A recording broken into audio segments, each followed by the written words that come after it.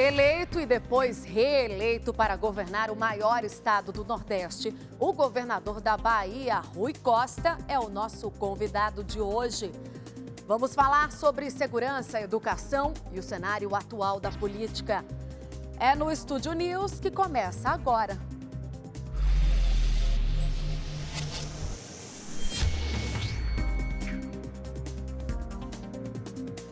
Bem-vindo ao Estúdio News, governador da Bahia, Rui Costa. O senhor encerrou o primeiro mandato como o governador que mais cumpriu promessas de campanha. Da lista de 115 propostas, 57 foram cumpridas. A que o senhor atribui esse... Eu sei que o senhor tem um apelido de... Rui Correria. Rui Correria, que trabalha muito e rápido, né? Além disso, o que o senhor atribui à equipe formada, enfim... E o que foi mais difícil dessas propostas a serem cumpridas? Nós fizemos um programa de governo, onde discutimos durante 6 meses com a população todas essas propostas. E nós fomos monitorando mês a mês a execução dessas propostas. Eu diria que aquilo sempre mais difícil de executar é o que não depende necessariamente apenas do executivo. Ou seja, que depende de outras instituições e outras pessoas. Cito, por exemplo, a área de segurança, que não depende só do executivo. A Polícia Civil, a Polícia Militar, ao fazer seu trabalho, depende muito do trabalho do Ministério Público, depende da Justiça e, mais do que isso, depende da sintonia de todo mundo trabalhar junto. Então, às vezes, não basta apenas o executivo fazer a sua parte. Então, nessas áreas onde você depende muito de outras instituições, é a parte sempre mais difícil. O que o senhor diria que ficou pendente? Olha, eu diria que tem desafios a serem superados. Um deles, na segurança, nós temos conseguido reduzir ano após ano os indicadores de violência. Nesse primeiro quadrimestre, nós já chegamos a reduzir 18% comparado com os 4 meses do ano passado. Mas ainda temos um desafio grande, que é a área da educação. A Bahia carrega há muitas décadas indicadores relativos a outros estados ainda baixos, e nós estamos fazendo um esforço grande de superar esses desafios para alcançar indicadores no ensino fundamental e no ensino médio, indicadores que a gente possa comemorar comparativamente com outros estados. Sim, eu vou inclusive falar sobre isso agora que o senhor citou, sobre o Índice de Desenvolvimento da Educação Básica, o IDEB, divulgado pelo MEC no ano passado, e que diz que o ensino médio da Bahia ficou em último lugar no país, com 3 pontos, e em contrapartida, já no ensino fundamental, a Bahia teve uma melhora no índice de pouco mais de 5 pontos. Esse cenário se mostra, na sua visão, vem de um histórico, e como é que o senhor trabalhou e pretende trabalhar essa questão, tanto no último mandato como agora? Olha, vem de um histórico, e o IDEB ele tem 2 componentes. O primeiro componente é a nota, é o desempenho do aluno. Mas tem um segundo componente que tem a ver com a presença do aluno, com a evasão escolar. É por isso que no médio o indicador nosso é mais baixo, porque muitos alunos de baixa renda abandonam a escola. Precisam trabalhar. Então, se fosse apenas pela nota, a Bahia estaria numa posição muito melhor. Mas nós temos um abandono e uma reprovação alta. É isso que puxa o desempenho da Bahia para baixo. É nisso que estamos trabalhando fortemente esse ano. Esse é um desafio, então, né, governador? Reter o aluno em sala de aula, eventualmente mudar a metodologia, a forma de ensinar os alunos. Por exemplo, nós temos períodos em que regiões, os alunos, os jovens viajam para estados vizinhos para trabalhar na colheita do café, em outras colheitas, e quando ele retorna, ele não consegue mais acompanhar as aulas, então ele termina abandonando. O que é que nós estamos mudando? Para tentar fazer o ensino alternado, para que reconheça esses alunos que saem para colheitas ou para trabalhar em outros lugares e retornam 1, 2 meses depois. Ou seja, é preciso mantê-los na escola, nem que seja ter aulas específicas para eles. É isso que nós estamos buscando trabalhar para diminuir o abandono escolar. Existe um projeto específico para isso? Sim, nós estamos trabalhando, temos feito reuniões intensas com as escolas, com os coordenadores regionais, temos buscado chamar as famílias, ouvir os jovens, para tentar encontrar uma modelagem que garanta a permanência deles na escola. Tá certo. Governador, como é que está a situação dos professores das universidades estaduais que estão em greve. Dentre as reivindicações, eles falam da reposição salarial, aumento dos investimentos nas instituições e também o cumprimento dos direitos trabalhistas, além de outros itens, né? Como é que o senhor pretende atender essas solicitações e como é que está a negociação? Não está fácil em função da crise que o Brasil atravessa, mas, Tainá, deixa eu registrar algo que para mim é muito importante e tem um valor enorme. Eu tenho orgulho de dizer que a Bahia está entre os 3 estados do Brasil que mais investem em ensino superior. É São Paulo, Bahia e Paraná, seja em valores relativos ou em valores absolutos. O orçamento da Bahia esse ano para as 4 universidades estaduais é de R$1,5 bilhão. O ano passado, a execução orçamentária ficou em torno de R$1,4 bilhão. Então, isso coloca a Bahia entre os 3 estados do Brasil de maior investimento em nível superior. E também eu tenho que registrar, e sinto orgulho disso, de poder afirmar aqui que a Bahia paga um dos 4 melhores salários do Brasil, tanto para professor da rede básica como para o professor das universidades. Por exemplo, um professor pleno nas nossas universidades ganha salário médio de R$20 mil. Um professor titular ganha salário médio de R$17 mil.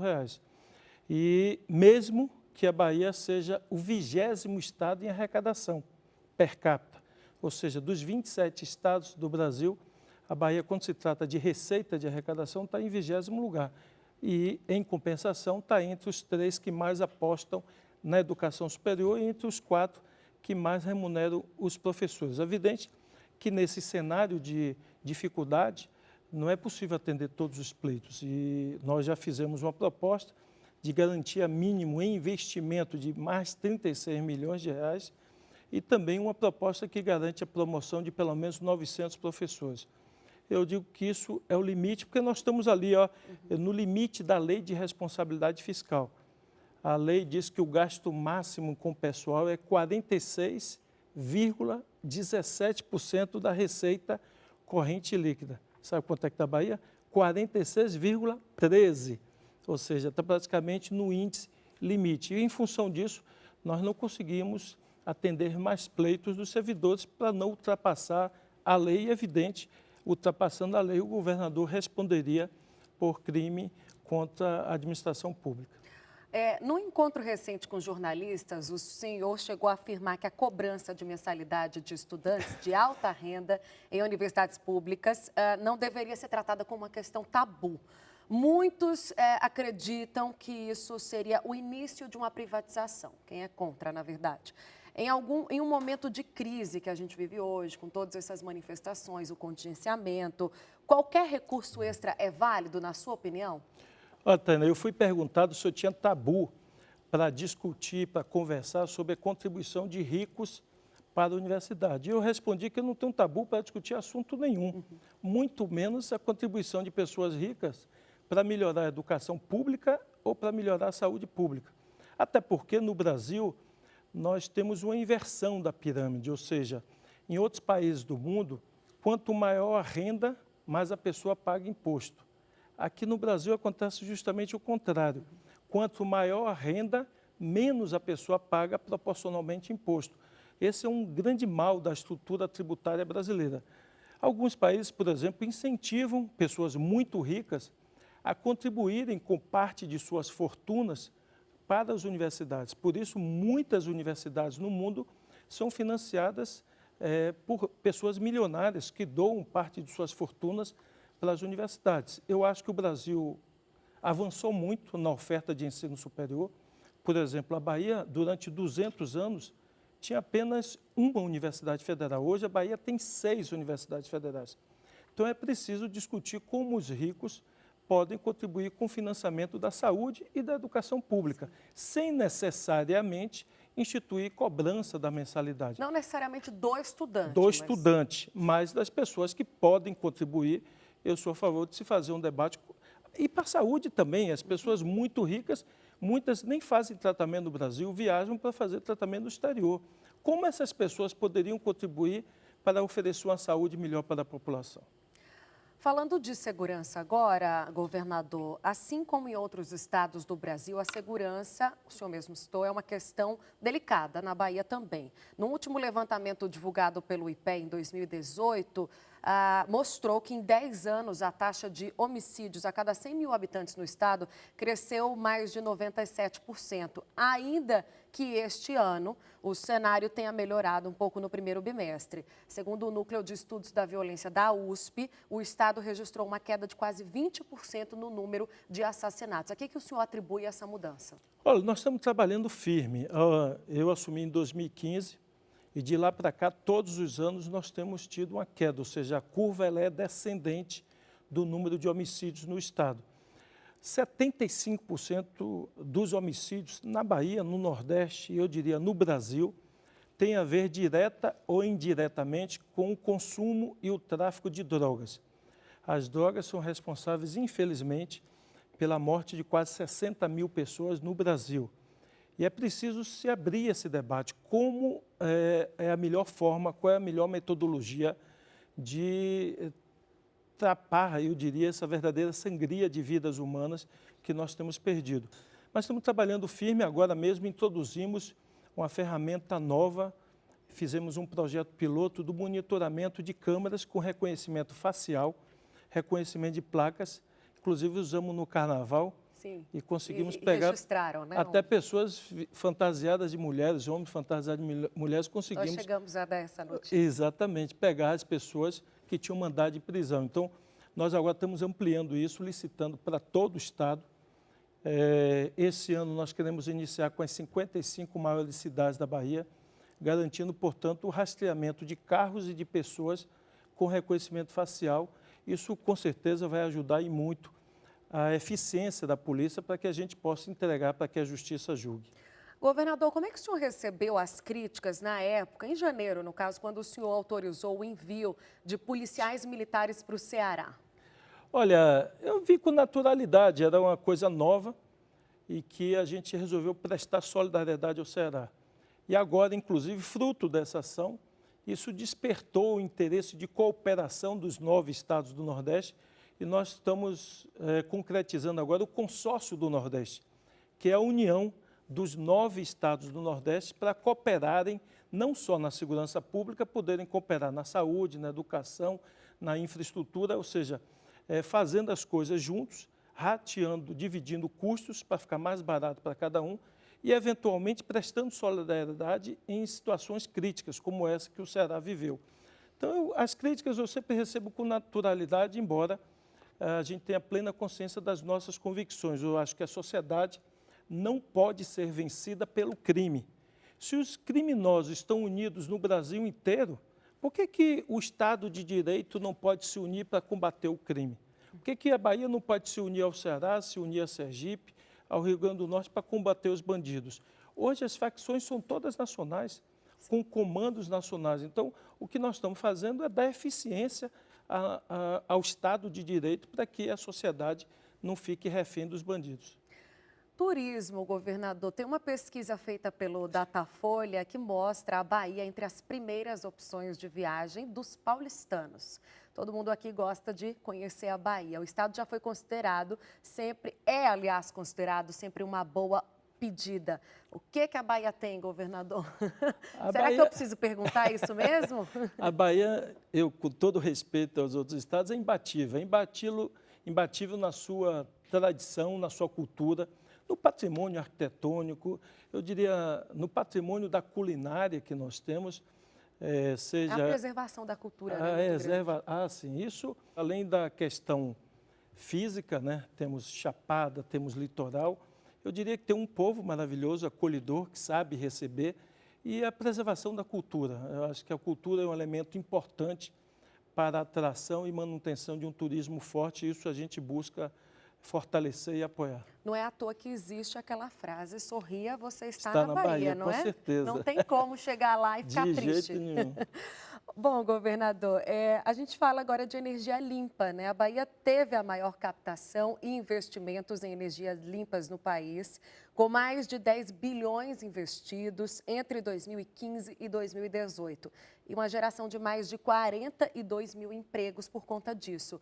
O estado tem potencial para ampliar ainda mais a matriz de geração de energia limpa? Sim, sim, a Bahia hoje é líder nacional, junto com o Rio Grande do Norte, na produção de energia eólica, ou seja, energia a partir do vento, e também é hoje líder nacional da produção de energia solar.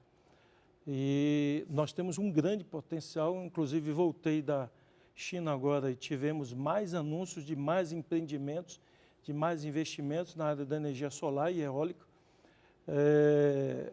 Essa semana também tivemos novas assinaturas e novos empreendimentos. A Bahia, de longe, é e será o maior estado na produção de energia limpa, solar e eólico. E o mapa solar e o eólico do Brasil aponta que o estado da Bahia é o estado com maior potencial. Isso tem a ver um pouco com o clima, que até aqui foi ruim para o estado. 2/3 do território da Bahia está no semiárido e no interior. Por quê? Porque venta muito e o vento carrega as nuvens. Então, como venta muito, isso ajuda a produção de energia do vento. E como ele arrasta as nuvens, ajuda a irradiação solar. Então, algo que prejudicava a Bahia muito, que era a escassez de chuva, e isso é um fator favorável para a produção da energia, seja solar, seja eólica. O Estúdio News vai para um rápido intervalo e volta já, não saia daí.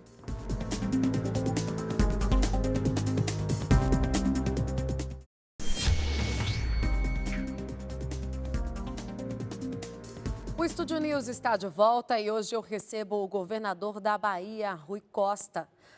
Bom, governador, vamos falar um pouco de saúde também, que é outro tema delicado. Teve um levantamento recente também feito pelo Conselho Regional de Medicina, mais precisamente em 2017, que apontou que a Bahia tem o terceiro pior investimento em saúde pública do país, com um gasto diário de R$ 2,13 por cidadão. No entanto, o secretário estadual da Saúde, Fábio Vilas Boas, diz que reconhece as metodologias da pesquisa, desconhece as metodologias dessa pesquisa em específico e afirma que a Bahia é o terceiro estado que mais investe em serviços de saúde. Quais são os dados que embasam essa afirmação do secretário? Olha, eu também desconheço as bases da pesquisa, o que eu posso afirmar é tudo que nós estamos fazendo. No nosso radar, a Bahia é um dos 3 estados que mais tem investido nos últimos 4 anos em saúde. É o contrário do que diz a pesquisa. É o contrário do que diz a pesquisa. A Bahia, eu inaugurei 7 novas unidades hospitalares em apenas 4 anos. Isso é um número recorde na história da Bahia, 7 hospitais em 4 anos, entre eles o Hospital da Mulher, específico para atendimento de doenças exclusivas da mulher, e ele hoje faz 800 cirurgias por mês de reconhecimento, forte reconhecimento da sociedade. Abrimos hospitais no interior do estado, o Hospital da Chapada, o Hospital da Costa do Cacau, um novo hospital de doenças contagiosas, enfim, 7 unidades hospitalares. Implementamos uma política que nós reputamos extremamente importante, que é das especialidades, ou seja, depois do posto de saúde, a população precisa fazer exame, precisa ter consulta com especialista. E nós não tínhamos onde essas pessoas fazerem. E nós estamos construindo o que nós chamamos de policlínica regional. Já inauguramos 8 e temos mais 11 agora em construção que nós vamos inaugurar ao longo do ano. Então, nós chegaremos aí até o final do ano a 19 policlínicas regionais, onde nas policlínicas tem 19 especialidades médicas, faz todos os exames que um ser humano precisa, inclusive tomografia, ressonância, exames do coração, enfim, rastreamento de câncer de mama, de câncer de útero, todos os exames nós fazemos nessas policlínicas. E vamos continuar. Esse ano eu inauguro mais um hospital. Temos realizado o maior investimento da história da Bahia e um dos maiores do Brasil na atenção à saúde. Eu não sei que base, se eu não posso comentar a pesquisa, porque eu não conheço a base de dados da pesquisa. O que eu posso afirmar é que nós crescemos bastante o número de UTIs, crescemos bastante o número de hospitais e agora estamos ampliando o número de unidades de tratamento de câncer no interior. Vou inaugurar agora esse ano, lá no norte do estado, uma Unacom, lá na cidade de Juazeiro, Estamos ampliando o atendimento também de câncer na cidade de Conquista e em várias regiões, como a região de Irecê e no oeste da Bahia, que não existiu, nós estamos implantando o serviço. O governador, e como é que o senhor enxerga a parceria com o setor privado nessa área? Olha, a Bahia é o estado que tem mais parceria público-privada na área de saúde. Nós temos 3 PPPs, 2 com hospitais, o Hospital do Subúrbio e o Hospital Couto Maia, que é um hospital de doenças infecciosas, e temos uma PPP de imagem, ou seja, em 11 hospitais públicos, toda a parte de imagem é feita pela PPP, e eles são remunerados por exames realizados. Com isso, nós conseguimos aumentar e melhorar muito a produtividade dos hospitais públicos, porque antes os equipamentos e o pessoal era todo do Estado. Na hora que nós trocamos, isso fez aumentar o número de cirurgias, o número de procedimentos em todos os hospitais a partir dessa PPP. Então, nós vemos com bons olhos e ele tem melhorado e muito o atendimento. Governador, qual é a sua posição em relação à reforma da Previdência? Olha, nós tiramos uma posição comum dos 9 governadores do Nordeste. De todos os pontos lá levantados, nós consideramos que tem 4 pontos que nós consideramos intransponíveis. Um ponto é o de que propõe retirar da Constituição o normativo sobre Previdência. Por que nós somos contra? Porque Previdência é um planejamento de vida. Alguém que começa a trabalhar hoje aos 20 anos, 20 e poucos anos, ele tem que programar como será a sua aposentadoria. E, portanto, não pode a cada governante de plantão ficar alterando a Previdência. E, estando na Constituição, isso dá uma perenidade maior da regra.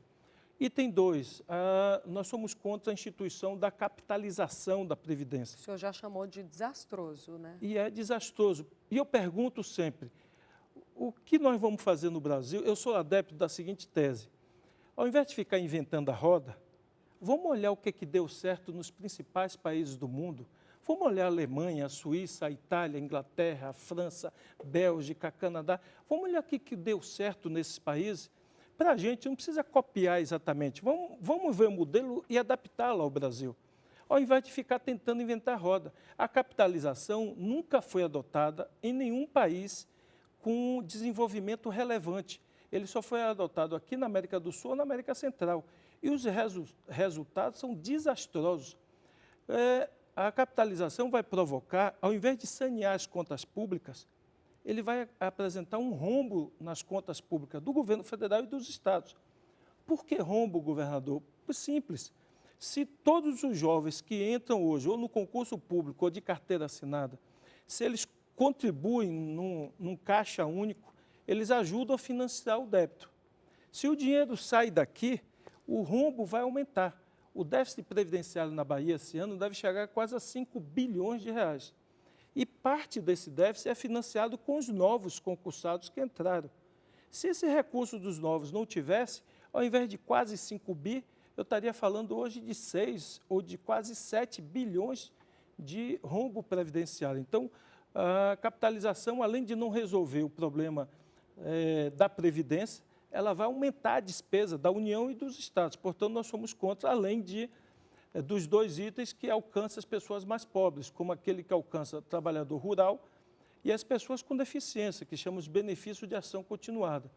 Então, enfim, nós achamos que a reforma é importante, mas ela não pode alcançar os mais pobres e não pode, eu diria, ser desastroso para o país enquanto nação. Por isso, retirando esses 4 pontos, nós, governadores do Nordeste, nós concordamos em modular os outros pontos que estão na Previdência. E o senhor consegue dialogar bem com o governo em relação a isso? Olha, eu junto consigo, com os outros governadores? Eu consigo normalmente dialogar bem com todo mundo. Eu acho que o Brasil precisa ser pacificado. Já defendi muito isso na campanha eleitoral. O senhor se considera um petista moderado? Eu sou filiado ao PT desde 1982.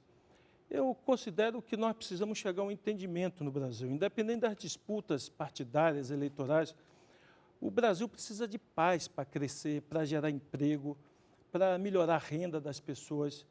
E nós vivemos, infelizmente, um período de 4 ou 5 anos que o Brasil não cresce. Aliás, se você olhar nos últimos 70, 80 anos, nunca aconteceu isso na história do Brasil. O Brasil nunca passou tantos anos sem crescer como nós estamos passando 4, 5 anos, com crescimento praticamente zero. Isso, na minha opinião, tem a ver com a falta de confiança, com a falta de credibilidade do país, com o acirramento, eu diria, das disputas ideológicas partidárias e das brigas que tomaram conta, eu diria, das instituições brasileiras. Então, hoje, nós vivemos uma crise institucional, uma crise política que resvala fortemente na economia e na área social. Por isso, não há outro caminho para o país se não for pacificar e criar mecanismos de diálogos para a produção de consensos que consiga fazer o país crescer. Eu só enxergo esse caminho enquanto ficar torcida de Palmeiras e Corinthians, Bahia e Vitória, Fla-Flu, ou seja, guerra, nós não vamos chegar a lugar nenhum.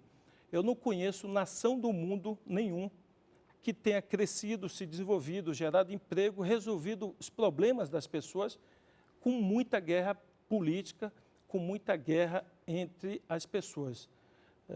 Isso só traz depressão, recessão, desemprego e crise, como está acontecendo no Brasil de hoje. Outra reforma não, mas outro projeto, aliás, que é muito importante para o governo Bolsonaro, é o pacote anticrime do ministro Sérgio Moro. Qual é a avaliação que o senhor faz dessa proposta? O pacote, ele traz vários ingredientes, boa parte deles que não tem nada a ver com a violência das ruas. Uma boa parte, por exemplo, a boa parte do pacote tem a ver com a legislação eleitoral. E eu cheguei a manifestar isso numa reunião que fui chamado, que eu acho que todo esse arcabouço tinha que estar em outra legislação. A regulação da democracia, da metodologia da eleição e da lei eleitoral é específica, ela não pode ser confundida com o combate à violência das ruas. Senão a gente traz a política para dentro de algo que passa por muito técnico, que é como lidar com as quadrilhas, com as gangues e com o crime organizado. E o pacote, infelizmente, mistura tudo numa coisa só. E por isso eu acho que até hoje ele não caminhou dentro do Congresso, porque misturou alhos e bugalhos. Eu acho que é importante separar isso. Eu tenho defendido um item do pacote, eu defendo, que é o item do cumprimento das penas, não é nem do aumento das penas.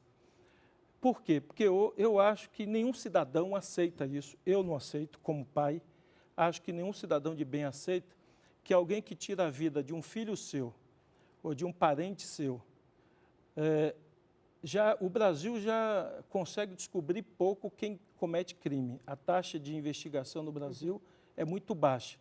Pior ainda, quando você investiga, consegue descobrir quem foi, a taxa de condenação é mais baixa ainda. E quando você consegue condenar alguém, por exemplo, a 18 anos de prisão, essa pessoa que tirou a vida de uma criança, de um idoso, é condenado, por exemplo, a 18 anos de prisão. Mas pela lei brasileira, com 1/6 da pena, ele já pode estar em liberdade parcial.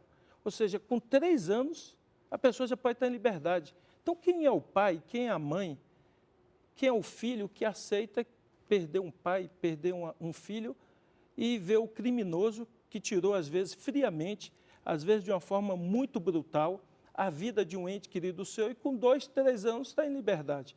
Ninguém aceita isso. E eu diria que uma irmã gêmea do crime é a impunidade. Toda vez que as pessoas acham que não vão ter punição, as pessoas são induzidas a cometer erros. Por isso que eu acho que... Penas mais duras? Eu não acho necessariamente o aumento de penas, mas eu acho que o cumprimento da pena já é um bom começo, ou seja, principalmente para crime de homicídio. Eu acho que quem deu a vida a cada um de nós foi Deus, e só a Ele é dado o direito de tirar essa vida. E, portanto, se alguém tira a vida de outro ser humano, eu acho que ele tem que saber que ele vai ficar, no mínimo, X anos em privação de liberdade. E não, eles falam até com um certo deboche. Quem é homicida, quanto mais, fala até com um certo deboche. Com 2, 3 anos eu tenho um bom comportamento lá, eu vou sair. Então, eu acho que isso tem que ter pena mais rígida. Esse item do pacote, eu acho que o Brasil devia mudar isso e devia ter mais rigor no cumprimento de pena, principalmente para homicídio.